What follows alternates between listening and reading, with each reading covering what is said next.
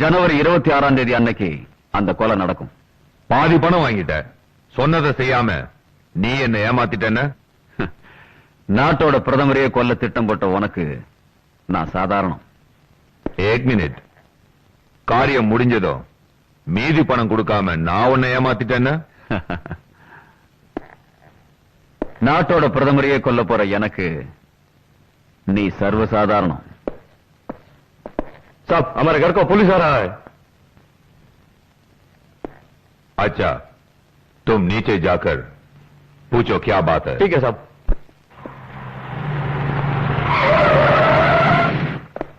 What do you want? We got the information about the international criminal Robin Side, so we want to search. Search? Do you know to whom this house belongs? I know very well this house belongs to Mr. Mehta. I'm sorry, I'm not bothered about that. Our duty is to arrest the criminal. ये assistant commissioner क्या बोलता है? इनको खबर मिला है कि robin इधर छुपा है, इसलिए खोजने के लिए आया है। चाला हरम चाहते, तुमको क्या हिम्मत मेहता जी की घर में तलाश करने के लिए? हमारे पास वारंट है। वारंट? तू चाला वारंट? क्या वारंट? कुत्ते! உனக்கு என்ன தெனாவுட்டு இருந்தா நேதாஜிக்கு முன்னால அவரால் மேலே கை வைப்ப? வாரண்டோட வந்த போலீஸ் அதிகாரி மேல கைய வைக்கிறதுக்கு உங்க மேத்தாவுக்கு ரைட்ஸ் இல்ல, தெரியுமா உனக்கு? மிஸ்டர் வரதன், நேதாஜி அவங்கள விடு, சர்ச் பண்ணி பார்க்கட்டும். நேதாஜி இவன் போலீஸ் வேலையில இல்ல. எம்பி சார், எங்க விட்னஸ் இவர்தான். ஏசி சார், உங்க விருப்பப்படி சர்ச் பண்ணி பாருங்க. चलो तलाश करो, कम ऑन।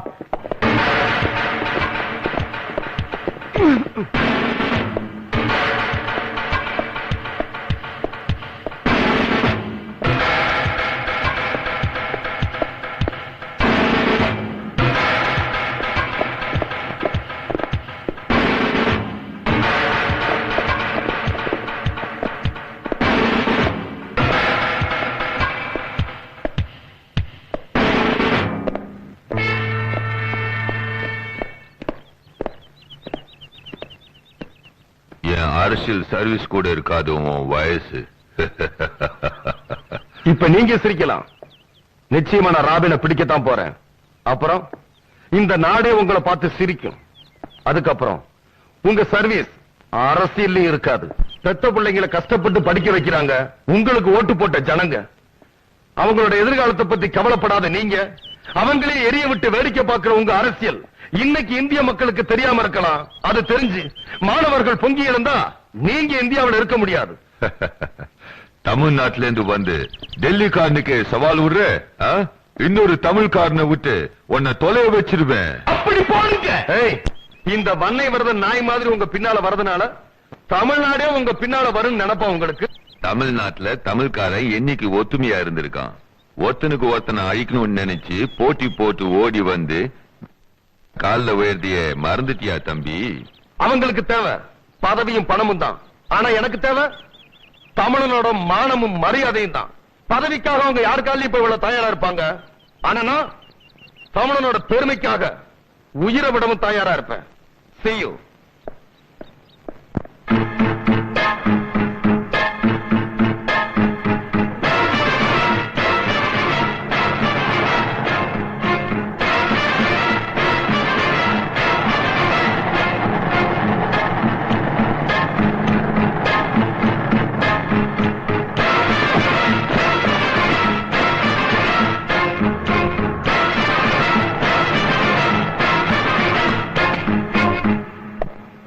உலக வங்கிக்கு நாம் திருப்பி கொடுக்க வேண்டிய கடன், பெட்ரோல் தட்டுப்பாடு, இது போன்ற எத்தனையோ பிரச்சனைகளை நம்முடைய நாடு எதிர்நோக்கிக் கொண்டிருக்கிறது. இருந்தாலும் இந்த வருடத்திய பட்ஜெட் நடுத்தர வர்க்கத்தினருக்கும் குறிப்பாக வறுமை கோட்டுக்கு கீழே வாழ்பவர்களுக்கு உதவும் ஒரு பட்ஜெட்டாக இருக்கணும். I assure you, இருக்கும். இன்னும் நீ விட்டுட்டீங்களே, அசோக் மேத்தாஜி அவமானப்படுத்துறதுங்கிறதையும் சேர்த்துங்க. மிஸ்டர் வன்னை வரதன், எந்த கூட்டத்துல நீங்க என்ன பேசுறீங்க? நேதாஜி வீட்டை சோதனை போடுற துணிச்சல் போலீஸ்காரங்களுக்கு எப்படி வந்தது?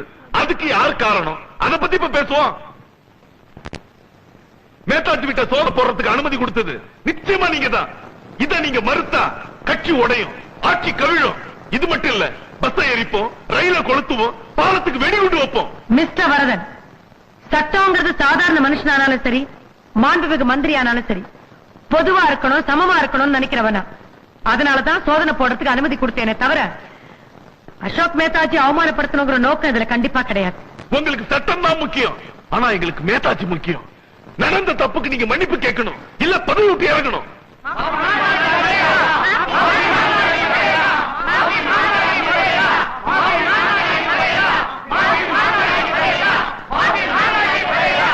சாந்தி சாந்தி.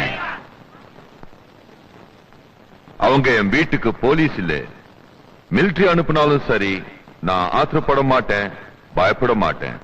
ஏன்னா நான் சுத்தமான அரசியல்வாதி. என் மனசு சுத்தம், என் கை சுத்தம். அது ரூபாவதி அம்மாவை புரிஞ்சிருப்பாங்கன்னு நினைக்கிறேன். இந்த பிரச்சனையை பெருசாக்கினா கட்சி உடைஞ்சிடும். நம்ம கட்சியை விட்டா நாட்டை காப்பாத்துற நாதி வேற யாருக்கும் கிடையாது. இன்னைக்கு இருக்கிற சூழ்நிலையில கட்சியும் நாட்டையும் காப்பாத்துற தகுதி ரூபாவதி அம்மாக்கு தான் இருக்கு. அதனால இனிமே அவங்கள பத்தி யாரும் தப்பா பேசுறதுக்கு நான் அனுமதிக்க மாட்டேன். ஏதோ சில அதிகாரிங்க செஞ்ச தப்புக்கு மேடத்தை பொறுப்பேத்துக்க சொல்றது தப்பு. நம்ம கட்சி பொதுக்குழு கூட்டத்துல அந்த அம்மாவை அவமானப்படுத்தி ராஜினாமா பண்ண வச்சிருந்தா நாம ஆட்சி பிடிச்சிருந்திருக்கலாம். கோட்டை விட்டுட்டீங்களே. நான் கோட்டையை பிடிக்கிறதுக்காக தான் பொறுமையா நிதானமா இருந்தேன். ஒரு அரசியல்வாதிக்கு பொறுமையும் நிதானமும் தேவை. நான் ஆட்சியில ரொம்ப ஸ்ட்ராங்கா உட்காரணும். எப்படி? நான் எனக்கு அப்புறம் என் மகன், ஓஹோ, அதுக்கப்புறம் என் பேரன், பேஷ் பேஷ். அப்படி அப்படி ஸ்ட்ராங்கா உட்காரணும். உங்களை மாதிரி நாட்டை நேசிக்கிற அரசியல்வாதிகளை ஜனங்க புரிஞ்சுக்க மாட்டேங்கிறானுங்களே. நான் நினைச்சிருந்தா அந்த ரூபாவதி அம்மா பேரை கெடுத்திருக்கலாம். அந்த அம்மா பேரை கெடுத்துட்டா கட்சியோட பேரை கெட்டுடும். அந்த அம்மா நல்லபடியாக சாகணும். அந்த அம்மா போட்டோவை போஸ்டர்ல போட்டு அனுதாப ஓட்டுக்களை வாங்கி அடுத்த எலெக்ஷன்ல நாம ஜெயிக்கணும். இதுதான் என் திட்டம். திட்டம் என்னமோ நல்லாதான் இருக்குது. அதை கெடுக்கிறதுக்கு தான் சுபாஷ்னு ஒருத்தன் மெட்ராஸ்ல இருந்து வந்திருக்கானே. அவனை எப்படி மடக்கணும்னு எனக்கு நல்லா தெரியும்.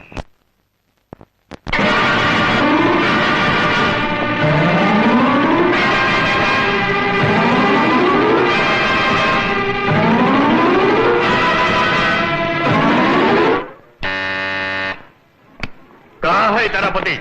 कौन हो तुम? क्या चाहते हो? छोड़ो मेरा हाथ। छोड़ो, छोड़ो ना।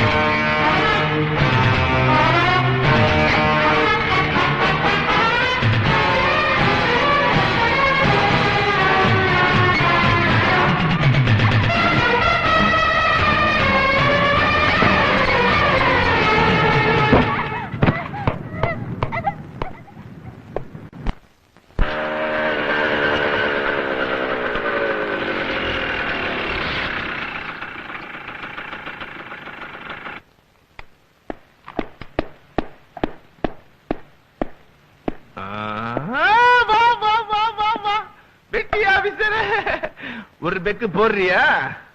போலீஸ் கமிஷனரா கம்பீரமா இருந்தியே, இப்ப கான்ஸ்டேபிளா உடனே ஆக முடியாது. அரசியல்வாதிகளை எதிர்த்தா அந்த ஆண்டவன் கூட ஜெயிக்க முடியாது. தங்கச்சிங்கடா, போதையில என்ன உசிப்புடாத. உன் தங்கச்சி எங்கன்னு என்கிட்ட கேட்டா எனக்கு என்ன தெரியும்?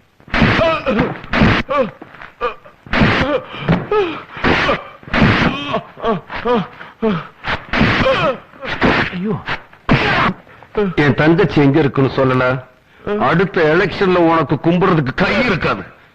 காசு வாங்குற ஜனங்களுக்கு கை இருக்கிற வரைக்கும் நான் தான் ஜெயிப்பேன். நீ எல்லாம் ஒரு எம்பி, உனக்கு டெல்லியில வீடு ஃப்ரீ, அதையெல்லாம் வாடகைக்கு விட்டுருவீங்க. டெலிபோன் ஃப்ரீ, அதையெல்லாம் வித்துருவீங்க. பிளைட்ல போக வர டிக்கெட் ஃப்ரீ. இவ்வளவு அனுபவிக்கிற உங்களுக்கு மாசம் பிறந்தா சம்பளம், பாராளுமன்றம் கூடனா கும்மாளம். ஏண்டா, என்னைக்காவது ஒரு நாள் பாராளுமன்றத்துல பேசியிருப்பியா? ஒரு கேள்வியாவது கேட்டிருப்பியா? இல்ல. பின்ன நீ எல்லாம் இருக்கிற எம்பியா இருக்க. மக்கள் தேர்ந்தெடுத்தாங்க. அந்த மக்களை பத்தி என்னைக்காவது யோசிச்சு பார்த்திருப்பியா? நீ உயிரோட இருந்து உன் தொகுதி மக்களுக்கு செய்யாத நல்ல காரியங்களை நீ செத்ததுக்கு பிறகு செய்ய போற. புரியல? உன் தொகுதிக்கு இடைத்தேர்தல் வரப்போகுது. என்ன கொண்டுடாத, என்ன கொண்டுடாத. உன் தங்கச்சி புருஷன் இருக்கிற இடத்த நான் சொல்லிடுறேன். டெல்லியில இருந்து 60 கிலோமீட்டருக்கு அந்த பக்கம் ஹரியானாவுல மேத்தாஜியோட டம் டம் பங்களாவுல அடைச்சி வச்சிருக்காங்க. என்ன கொண்டுடாத.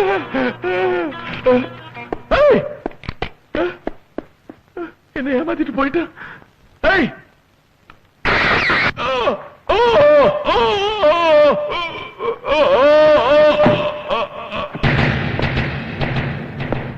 ராபின், நாளைக்கு ஜனவரி 26, நீ சொன்ன நாள். ஒரு வாரமா இங்கே முடங்கி கிடக்கிற. நாளைக்கு என்னதான் செய்ய போற?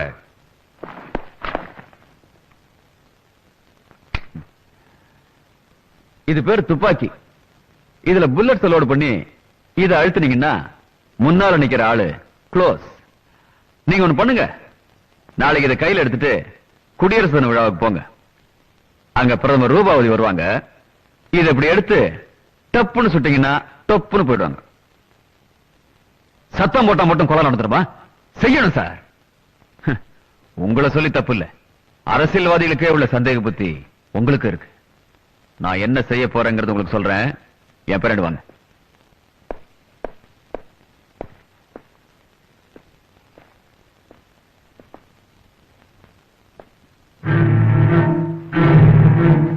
இந்த வீட்டை எங்கேயோ பார்த்த மாதிரி இருக்குல்ல?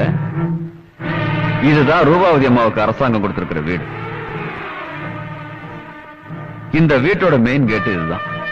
இது வழியா தான் யாரா இருந்தாலும் உள்ள வரணும். இந்த மெயின் பில்டிங்ல தான் ரூபாவதி அம்மா தங்கியிருக்காங்க. இதுதான் ரூபாவதி அம்மாவுடைய செக்யூரிட்டி ஆபீஸ். இந்த மெயின் ஹவுஸுக்கு பின்னாடி வந்தா பிரைம் மினிஸ்டரோட பர்சனல் ஆபீஸ் இருக்கு.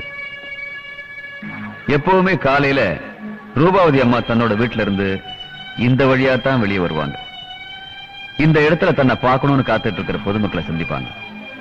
இந்த பாதையோட 2 பக்கமும் பிரதம மந்திரியோட செக்யூரிட்டி கார்ட்ஸ் நிப்பாங்க, கையில துப்பாக்கியோட. இந்த வழியா நடந்து தன்னோட ஆபீஸுக்கு போவாங்க. ஆபீஸ்ல இருக்க விஐபிஸ் சந்திச்ச பிறகு இங்க நிக்கிற கார்ல ஏறி இந்த கேட் வழியா ராஷ்டிரபதி பவனுக்கு போவாங்க. இது இந்த வீட்டுக்குள்ள தினமும் நடக்கிற நிகழ்ச்சி. நாளைக்கு காலையில நான் அந்த வீட்டுக்குள்ள செக்யூரிட்டி கார்டா நுழைப்பறேன். வழக்கம் போல ரூபாவதி அம்மா ஆபீஸுக்கு போறதுக்காக தான் வீட்டை விட்டு வெளியே வருவாங்க. கையில துப்பாக்கியோட செக்யூரிட்டி கார்ட்ஸ்ல ஒருத்தனா நிக்கிறேன்னா ரூபாவதி அம்மாவை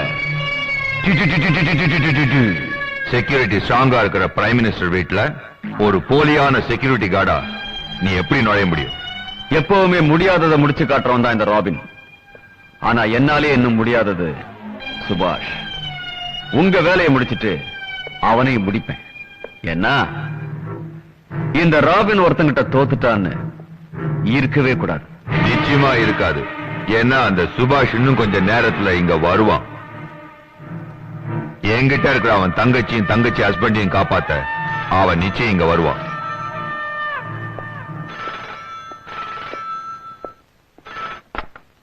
ஹலோ மேத்தாஜி, நீங்க சொன்ன மாதிரி வன்னைய நான் கண்காணிச்சுட்டு வந்தேன். சுபாஷ் மிரட்னா இவன் நம்ம ரகசியத்தெல்லாம் சொல்லிட்டான். நான் வன்னைய சுட்டுட்டேன். நேரா இப்ப சுபாஷ் அங்கதான் வந்துகிட்டு இருக்கான். Netaji, one small request. இவன் தொகுதியில இடைத்தேர்தல் வரும். அப்போ எனக்கே அந்த சீட்டை கொடுக்கணும். அச்சா அச்சா, இங்க வருவான்னு சொன்னேன்ல, இப்ப வந்துகிட்டே இருக்கான்.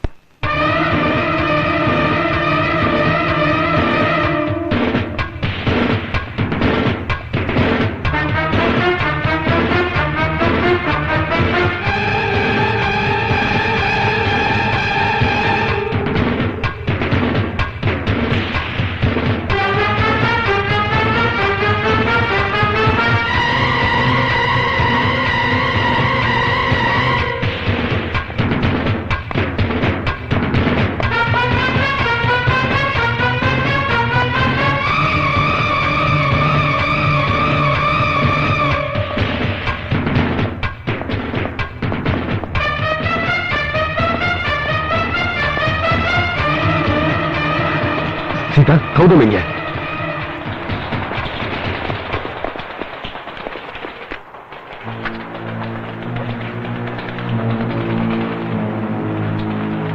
ராபின் என்னோட ஆளுதான்னு ப்ரூவ் பண்றதுக்காக பிரைம் மினிஸ்டர் வரைக்கும் போனேன். என்னாச்சு? நான் பொறுமையா இருந்ததுனால அந்த அம்மா இன்னும் பதவியில இருக்கு. ஆனா இவரோட உண்மையான ஆசை என்ன தெரியுமா? அந்த அம்மாவை பதவியில இருந்து இறக்கணும். அதுக்கு இவர் தேர்ந்தெடுத்த வழி அந்த அம்மா இறக்கணும். புரியல? அந்த அம்மா சாவணும். நல்லவங்களுக்கு தான் சாவு சீக்கிரமா வராது. அதனால அந்த அம்மாவை கொலை பண்றதுன்னு முடிவு பண்ண. நான் இந்த டெல்லியில நடு ரோட்ல ஒருத்தனை வெட்டி கொலை பண்ணேன். ஏன் தெரியுமா? அவன் ரூபாவதிக்கு செக்யூரிட்டி கார்டா இருந்தான். அதனால செத்தான். ஏன் கொலை பண்ண தெரியுமா? அப்பதான் அவனுக்கு பதிலா அந்த இடத்துக்கு இன்னொருத்தன் வருவான் இல்ல, வந்துகிட்டு இருக்கான். ஆனா அவனும் அங்க போய் சேர போறது இல்ல. ஏன்னா அவனுக்கு யமனாதான் நான் இந்த ட்ரெஸ்ல போயிட்டு இருக்கேன். அவனுக்கு பதிலா நான் போய் அங்க சேருவேன்.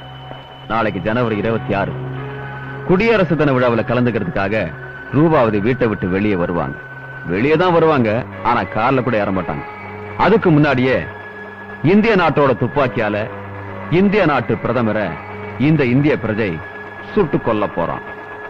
இவ்வளவு தூரம் இதையெல்லாம் நான் ஏன் உங்ககிட்ட பேசிட்டு இருக்கேன்னு நினைக்கிறியா? நான் பலசாலி மட்டும் இல்ல, புத்திசாலின்னு நீ தெரிஞ்சுக்கிறதுக்காக.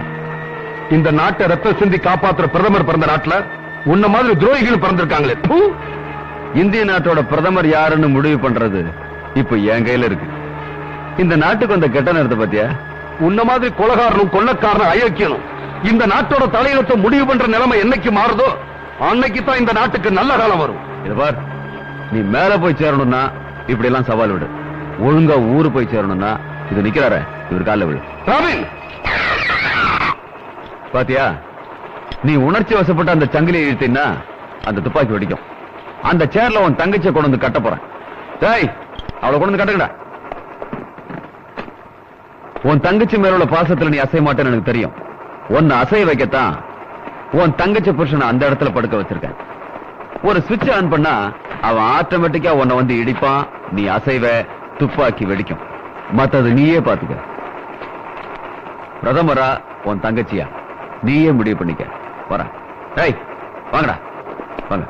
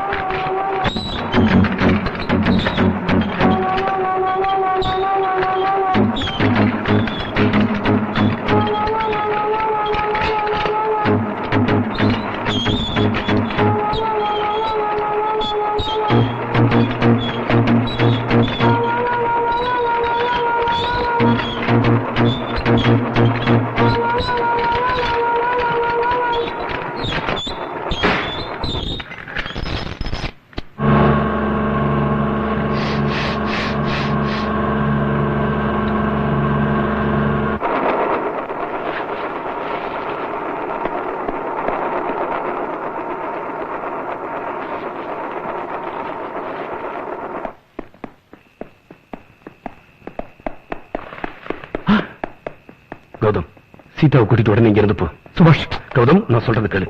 போங்க.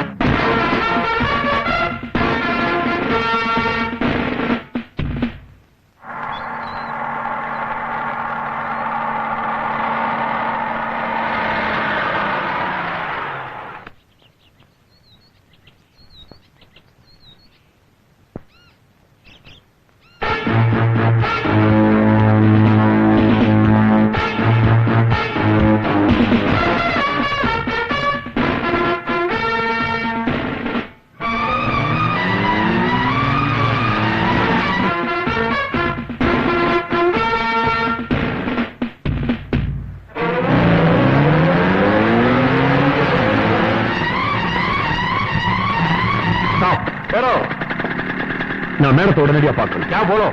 I want to see madam urgently.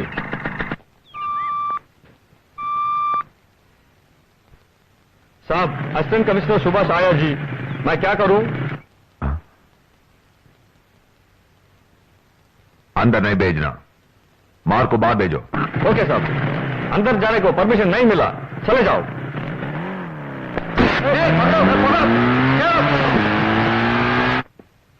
नमस्ते जी.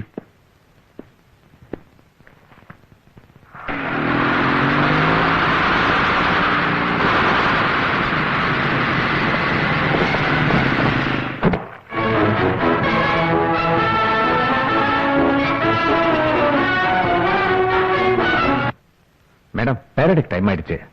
இன்னைக்கு பிரெஞ்சு டெலிகேட்ஸ் மீட் பண்ற அப்பாயின்மெண்ட் இருக்குல்ல? பேரடுக்கு போயிட்டு அப்புறமா மீட் நோ பண்ணுவோம். நோ நோ, பரேடு கொஞ்சம் டைம் இருக்கு. டெலிகேட்ஸ் மீட் பண்ணிட்டு போயிடலாமே.